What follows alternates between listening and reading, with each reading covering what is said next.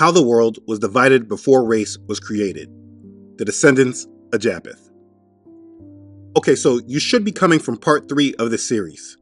These videos are a part of a docu-series and should be watched from the beginning in order if you're going to understand what is being presented. So please, if you have not watched parts 1 through 3, please stop this video and start back from video 1 and watch them consecutively for true context. Okay, well, like I said in parts 1 through 3, we are not black people. But again, this statement still needs a lot more information in order for the point to be validated and to be true. In the last part, we went through how the world was divided before race and skin color. In that discussion, we discussed one of the sons of Noah, which was Ham. Let's continue with this discussion and go over another son of Noah. We'll skip over Shem and go to Japheth, who we know as the Japhites. This is probably the least discussed son of Noah, and there is a reason why. Genesis chapter 10, verses 2 through 5 goes over the children of Japheth. It says, the sons of Japheth were Gomer, Magog, Madai, Javan, Tubal, Meshech, and Tiras. The sons of Gomer were Ashkenaz, Rephath, and Togarmah. The sons of Javan were Elisha, Tarshish, Kittim, and Dodanim. Verse 5 of chapter 10 says, from these, the coastland people of the Gentiles were separated into their lands, everyone according to his language, according to their families, into their nations. So, Japheth occupied the Isle of the Gentiles, which were the shore territories of the Mediterranean Sea in Europe and parts of Asia Minor, from where they dispersed northward over the entire continent of Europe and a great part of Asia. Japheth's descendants traveled west, north, and northeast of the mountain of Ararat and the Caucasus Mountains. The Japhites settled near the mountains Taurus and Amanus in Turkey. They journeyed to the river Tanai in southeast Russia and along Europe to Cadiz, Spain. Let's talk about the sons of Japheth. Again, they were Gomer, Magog, Javan, Tubal, Meshech, and Tiras. Again, this is Genesis chapter 10, verse 2. Gomer was the ancestor of the first Cimmerians and of the later Cimbri. These people include offshoots of the Celtic family and of the present-day Gaels of Ireland, Scotland, and the Hebrides Islands. Then, the second son of Japheth was Magog. Flavius Josephus said that the Greeks called these people Scythians. The Scythians included all the wandering tribes who dwelt mostly near the north of the Black and Caspian Seas. They later migrated to Central Asia, Russia, and the Ukraine. The third son of Japheth was Madai, the father of the Medes. They were located at the southern part of the Caspian Sea, and they later united with the Persians to form one people, which we know as the Medo-Persians. The fourth son of Japheth was Javan, better as Yavan, being that the letter J did not exist at their beginning. From him came the Ionians and all the Greeks. We also find Ashkenaz, the son of Gomer, Japheth's grandson, who formed the Germanic race, better known as the Germans. In the Hebrew language, the word Ashkenaz literally means Germans. So when anyone claims to be a son of Ashkenaz or to be Ashkenazi, they are claiming to be a son of Japheth. Anyway, Tubal the fifth son of Japheth is associated with Yavan. The scriptures state, I will set a sign among them, and those among them who escape I will send to the nations, to Tarshish and Pul and Lud, who draw the bow, and Tubal and Javan, the coastlands afar off, who have not heard my fame nor seen my glory, and they shall declare my glory among the Gentiles. Isaiah chapter 66, verse 19. You see, Meshech and Tubal are nations of the north. There are Meshech and Tubal and all their multitudes, with all their graves around it, all of them uncircumcised, slain by the sword, though they caused their terror in the land of the living. Ezekiel chapter 32, verse 26. What's prophesied for them in the future is not very good. Josephus identified the descendants of Tubal with the early Iberians. Now the last son of Japheth was Tiras, the father or ancestor of the Thracians. This land, Thrace, was situated north of Turkey, Asia Minor, and northeast of Greece. In the 4th century, the Germanic tribes were on the move. They were known under these names: the Lombards, Burgundians, Franks, Saxons, Angles, Jutes, Ostrogoths, Visigoths, Suevis, and Vandals. These 10 Germanic barbarian tribes settled all over Western Europe, and they intermingled with themselves, creating these modern nations of Western Europe as we know them today, which is where we get Europeans. Understand, the children of Japheth are where we get the Europeans from today. The reason why they don't speak about this history in a great way is because it does not align with their doctrine of white supremacy. White supremacy must be made to feel and be the dominant leaders of the world. And though in our modern history they absolutely can be claimed to be in dominance and power and control, I mean, that's undeniable, they control most of the world today.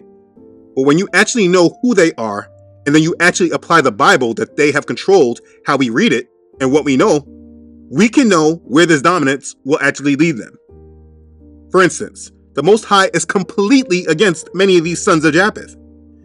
Yahuwah prophesies this: "And the word of Yahuwah came unto me, saying, Son of Adam, set your face against Gog, the land of Magog, the chief prince of Meshech and Tubal, and prophesy against him, and say, Thus says Adonai Yahuwah, Behold, I am against you, O Gog, the chief prince of Meshech and Tubal, and I will turn you back, and put hooks into your jaws, and I will bring you forth, and all your army, horses, and horsemen, all of them clothed with all sorts of armor, even a great company with bucklers and shields, all of them handling swords, Persia, Cush, and Libya with them, all of them with shield and helmet, Gomer and all his bands, the house of Togarmah, the north quarters and all his bands, and many people with you.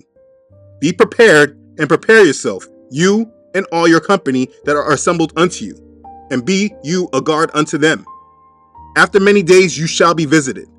In the latter years you shall come into the land that is brought back from the sword, and is gathered out of my people, against the mountains of Yasharel, which have been always waste. But it is brought forth out of the nations, and they shall dwell safely, all of them. You shall ascend and come like a storm. You shall be like a cloud to cover the land, you and all your bands, and many people with you. Thus says Adonai Yahuwah, it shall also come to pass that at the same time shall things come into your mind, and you shall think an evil thought, and you shall say, I will go up to the land of unwalled villages. I will go to them that are at rest, that dwell safely, all of them dwelling without walls, and having neither bars nor gates, to take a spoil, and to take a prey, to turn your hand upon the desolate places that are now inhabited, and upon the people that are gathered out of the nations, which have gotten cattle and goods that dwell in the midst of the land." That's Ezekiel chapter 38, verses 1 through 12. Also it says, "Therefore, son of Adam, prophesy against Gog, and say, Thus says Adonai Yahuwah, Behold, I am against you, O Gog, the chief prince of Meshech and Tubal. I will turn you back, and leave but the sixth part of you, and will cause you to come up from the north parts, and will bring you upon the mountains of Yasharel. And I will smite your bow out of your left hand, and will cause your arrows to fall out of your right hand. You shall fall upon the mountains of Yasharel, you and all your bands, and the people that is with you. I will give you unto the ravenous birds of every sort, and to the beasts of the field to be devoured. You shall fall upon the open field, for I have spoken it, says Adonai Yahuwah. And I will send a fire on Magog, and among them that dwell carelessly in the isles, and they shall know that I am Yahuwah." That's Ezekiel chapter 39, verses 1 through 6. You see, these are the tribes of the people of Europe, and also Africa, that will come against Yah's chosen people when they dwell securely, but they will be destroyed. This is their history, and because of what is prophesied of them, our knowledge is not given about them. Their doctrines and their ways of this world is what most of us are following. When we're following this world system, we are following the people of Japheth, because they have been used to come against Yah's chosen people during the times of Jacob's trouble, and they are still being used to come against Yah's chosen people in the final last days. The people that are today classified as the white races, they began near the Caucasus Mountains, and from there they spread north, northwest, and northeast into Europe and Asiatic Russia. Now, we obviously know today the Japhethites, what we call Europeans, or what we call white today. The question is, were they originally white from the beginning from their ancestor Japheth, or did a change materialize in the skin color of the descendants of Japheth? The question, it's difficult to answer, and anyone who speaks with conviction as if they know either way, they're lying. There have been people that have said that Japheth was a black man, but he wanted to be white, so God changed him to be a white man. To me, that is ridiculous, and if it were true, I think our Father would have showed this to us in His Word, so I reject that story unless someone else can prove it to me in the Word. Now, what kind of makes more sense to me, there are scientists and anthropologists who have found different kinds of mutations in certain parts of the world. You see, a physical mutation is a sudden variation or change, the offspring differing from its parents in some outstanding characteristic. For instance, there are blonde-haired people among the darker-skinned Australian Aboriginals, or those with blue eyes. That is not what we have normally seen. This is an example of that mutation. Albinos are also a good example of mutation with their white skin, woolly hair, and thick lips. Don't be offended by the word mutation. Any sudden change from the normal is to be regarded as a mutation. When Japhethites separated at the Tower of Babel, the theory is, and what is most probable, is that they turned white. You see, there are many biblical cases of individuals turning white-skinned. Understand, there are a few occasions that the Bible does speak on skin color. Yahuwah the Most High is not concerned with the color of our skin, but how much of our heart is for Him. But let's look at some scriptures that do speak about skin color. First one we will look at is with Moses. Yah wanted to show Moses a miracle, so He turned Moses' hand white. Then He turned it back to its original color. Exodus chapter 4 verses 6 and 7 says, "Furthermore, Yahuwah said to him, 'Now put your hand in your bosom.' And he put his hand in his bosom, and when he took it out, behold, his hand was leprous, like snow. And he said, 'Put your hand in the bosom again.' So he put his hand in his bosom again, and drew it out of his bosom, and behold, it was restored like his other flesh." Exodus chapter 4 verses 6 and 7. You see, so there was a difference in the color of his skin versus white skin. This is what a form of leprosy is. The skin turning white. This is what leprosy looks like. Now, I know people will say, no, this is vitiligo. But vitiligo is a modern name for this condition. It was not spoken of like this in the biblical times. And this is why they had conditions in the Torah in regards to whether it's clean or unclean. But let's continue. Who did Moses marry? He married an Ethiopian, a Cushite from the line of Ham. We know there is no argument from people that the skin color of the Hamites, specifically the Ethiopians, that they were dark-skinned, that they called them black. Moses married an Ethiopian woman, and Moses' brother and sister were angry about it, and Yah did the same thing to his sister. Then Miriam and Aaron spoke against Moses because of the Ethiopian woman whom he had married, for he had married an Ethiopian woman. Numbers chapter 12, verse 1. And then later on in the same chapter, verse 10, it says, "And when the cloud departed from above the tabernacle, suddenly Miriam became leprous, as white as snow. Then Aaron turned toward Miriam, and there she was, a leper." Numbers chapter 12, verse 10. Same thing done to Moses was done to his sister. There's also a story in 2 Kings chapter 5 of Elisha's servant being cursed with leprosy and turning white as snow. Now Naaman, commander of the army of the king of Syria, was a great and honorable man in the eyes of his master, but by him Yahuwah had given victory to Syria. He was also a mighty man of valor, but a leper. And the Syrians had gone out on raids, and brought back captive a young girl from the land of Israel. She waited on Naaman's wife. Then she said to her mistress, "If only my master were with the prophet who is in Samaria, for he would heal him of his leprosy." And Naaman went in and told his master, saying, "Thus and thus said the girl who is from the land of Israel." Then the king of Syria said, "Go now, and I will send a letter to the king of Israel." So he departed and took with him 10 talents of silver, 6,000 shekels of gold, and 10 changes of clothing. Then he brought the letter to the king of Israel, which said, "Now be advised, when this letter comes to you, that I have sent Naaman my servant to you, that you may heal him of his leprosy." And it happened, when the king of Israel read the letter, that he tore his clothes and said, "Am I Elohim to kill and make alive, that this man sends a man to me to heal him of his leprosy? Therefore please consider and see how he seeks a quarrel with me. So it was, when Elisha, the man of Elohim, heard that the king of Israel had torn his clothes, that he sent to the king, saying, Why have you torn your clothes? Please, let him come to me, and he shall know that there is a prophet in Israel. Then Naaman went with his horses and chariot, and he stood at the door of Elisha's house. And Elisha sent a messenger to him, saying, Go and wash in the Jordan 7 times, and your flesh shall be restored to you, and you shall be clean. But Naaman became furious, and went away, and said, Indeed, I said to myself, he will surely come out to me, and stand and call on the name of Yahuwah, his Elohim, and wave his hand over the place, and heal the leprosy. Are not the Abana and the Parfa, the rivers of Damascus, better than all the waters of Israel? Could I not wash in them and be clean? So he turned and went away in a rage.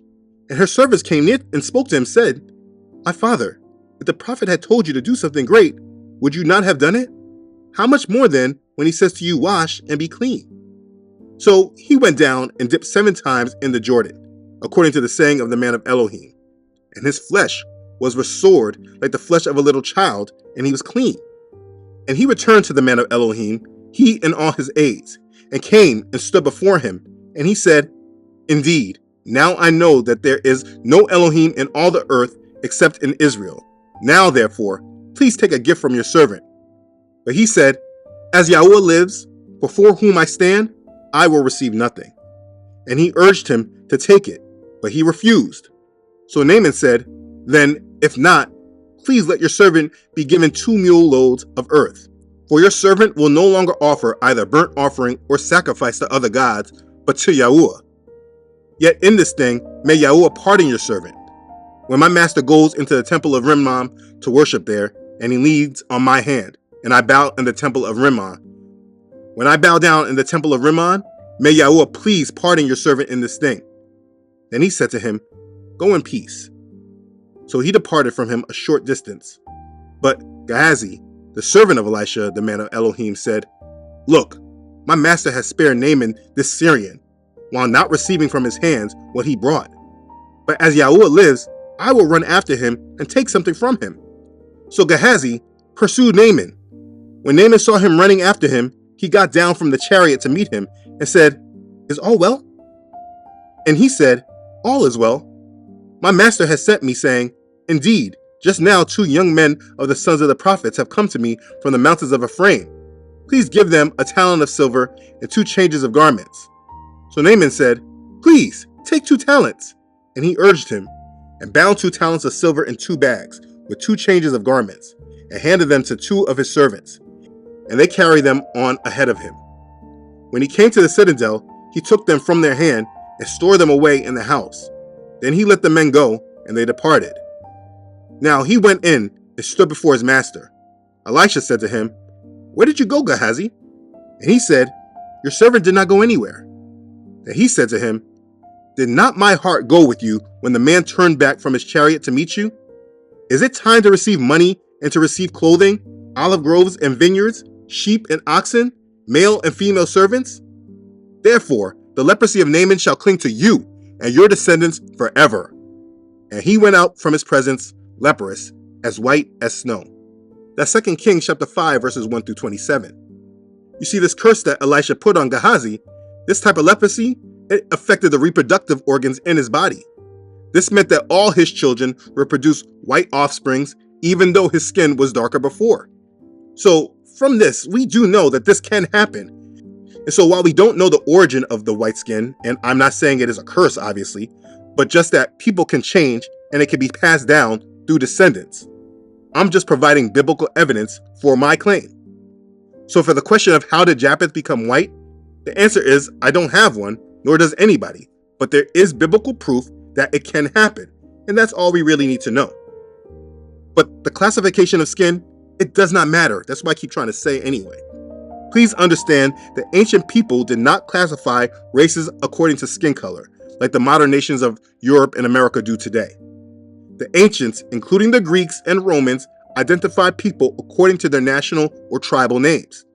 They used such names as Visigoths, Vandals, Saxons, Ethiopians, Carthaginians, Yahudim, Arabs, Persians, Babylonians, Egyptians, They did not use the term Negro or Caucasian, which again, these are modern terms.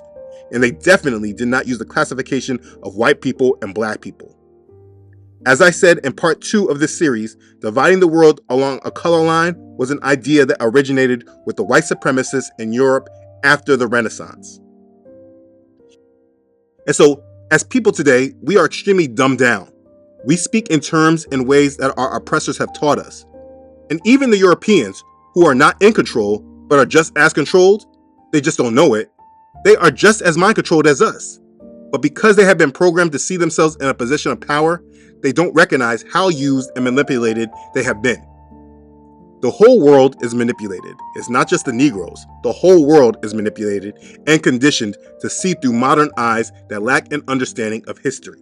And the goal of it is to lead everyone to hell. Think about how, after all this information of just going over 2 out of the 3 sons of Noah, all this information about how the world was divided and who we all descend from, please think about how ignorant it is to just identify someone by their skin color. It is as ignorant as defining someone by their nose. Imagine us saying pointy nose or flat nose. I mean, do you know how dumb that sounds? That's how dumb it sounds when we refer to each other by black people or white people. But again, please know that with this information, those Europeans who are classified as white people, they can still take this information and go back and review from which son of Japheth they descend from, because their knowledge of self was never removed. It was just hidden by some ancestors. For those of us who they just want us to consider ourselves as black or Afro, whatever, we still don't know who we are even with this knowledge, because our history was stolen from us. But education and research can change all of that. And I am not talking about that fake education everyone has that makes them feel smart while they're dumb as a brick. I don't care about your stupid degrees from your oppressors. I'm talking about self-education that is done independently away from the mainstream. Everything that you're taught in these institutions is created to keep you dumb and unaware and without knowledge of self. It's all intentional. When we go back and relearn, we become a problem for the system, which is why they don't want us doing it. A scene from one of my favorite shows when I was a child, it shows this. In a different world where Dwayne Wayne said this. Who are you? That's just it, he's nobody. No, I am an educated black man, your worst nightmare, punk. I mean, we all know that scene. Now, with what I know now, that black man part still bothers me, but we all know what he means. When we are educated in the truth of this world, their lies have little effect upon us. Unfortunately, we took that line saying that if we go to college and become educated, then we become their worst nightmare, but that's another part of the whole mind control lie. If you apply it in that way, you're just a part of the system and you're controlled. That was part of my problem early on when I went to these schools and tried to get these fake degrees. Anyway, what I'm trying to do is bring you back into power away from your enemy. And in order to do that, it requires humility on your part to recognize this hard to hear truth. The truth that you need to hear and say to yourself is that I am a victim of white supremacy that has been indoctrinated into me before I even took my first breath. My parents, my grandparents, and their parents were all victims, and it was passed down to me. I know what my oppressors have taught me. I was brought up in their schools and have dedicated my life to being successful in their system. My life has been dedicated to white supremacy, and in order to liberate myself, I need to wake up and stop being controlled and being a tool.